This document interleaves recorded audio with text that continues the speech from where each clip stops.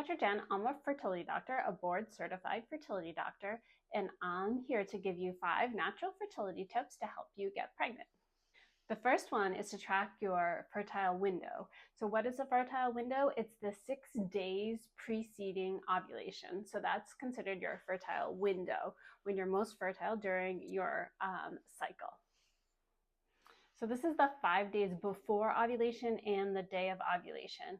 And when we looked at studies trying to figure out what's the optimal day that to have intercourse where you're most likely to get pregnant, it's actually 2 days before you ovulate. Is where we see the highest pregnancy rates. So that's why it's really important to know what your fertile window is. So by tracking your cycle, so that you know the optimal days to have intercourse if you're trying to get pregnant. So the easiest way to do this really is with a calendar, so that you know your cycle length, whether it's say 28 days or 30 days.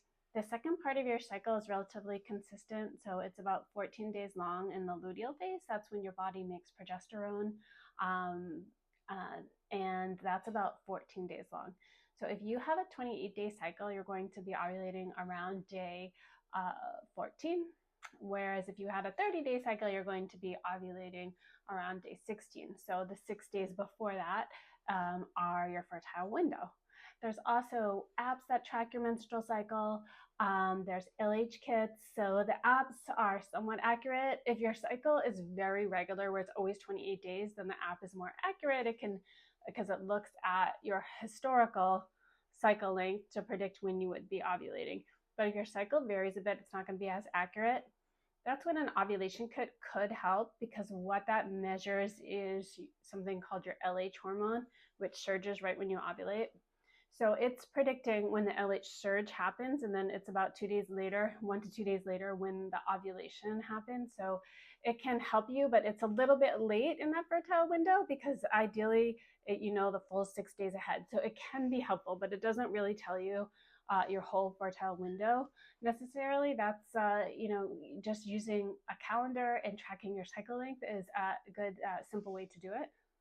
So tip number 2, natural fertility tip number 2 for getting pregnant, is to have intercourse during that fertile window. And how often do you need to have intercourse? Do you need to be having intercourse twice a day? Can you have it once during that fertile window? So and how long should you abstain from having intercourse before you start having intercourse during that fertile window? So first of all, you don't want to abstain any longer than 3 to 5 days, because if you're trying to build up sperm longer than that, we actually can see a decline in sperm function. So abstinence no longer than like 5 days, ideally, before that fertile window. And then when you're in that fertile window, you want to be having intercourse every other day or every day during that 6-day window, which is 5 days leading up to ovulation and the day of ovulation. So probably most ideal is every other day to every day during that fertile window. It does not need to be twice a day.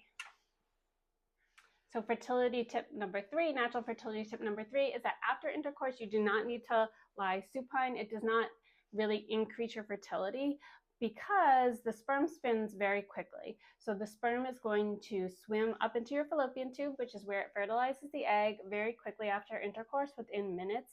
So we haven't seen that lying supine really helps. What we do see helps is, if possible, to avoid lubricants during intercourse when you're trying to get pregnant, because the lubricants, that like gels, they can like slow the swimming of the sperm and cause the sperm not to swim as well, not to work as well, not to get to the fallopian tubes as well.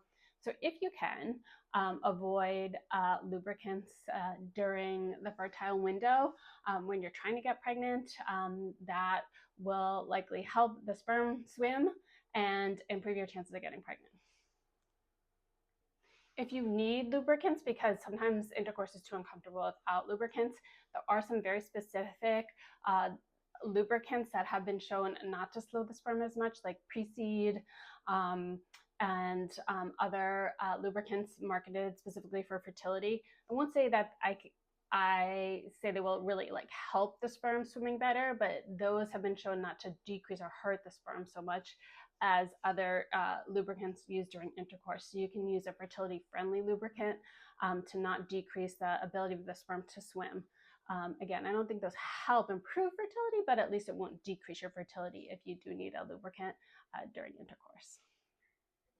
Tip number 4 is to follow a pro-fertility diet. So it's similar to a Mediterranean diet. The goal is to reduce inflammation, improve your fertility. So olive oil, nuts, avocados, those are really good sources of protein and fats during when you're following a pro-fertility diet. Leafy greens and vegetables, and whole grains that are low glycemic, so whole grains that don't give you blood sugar spikes like white rice or white bread might do. Fatty fish like 2 times a week, but make sure it's a low mercury fish. Also, dairy products that are higher fat are okay for the fertility diet. That's different than the Mediterranean diet. And definitely limit sugar and processed foods.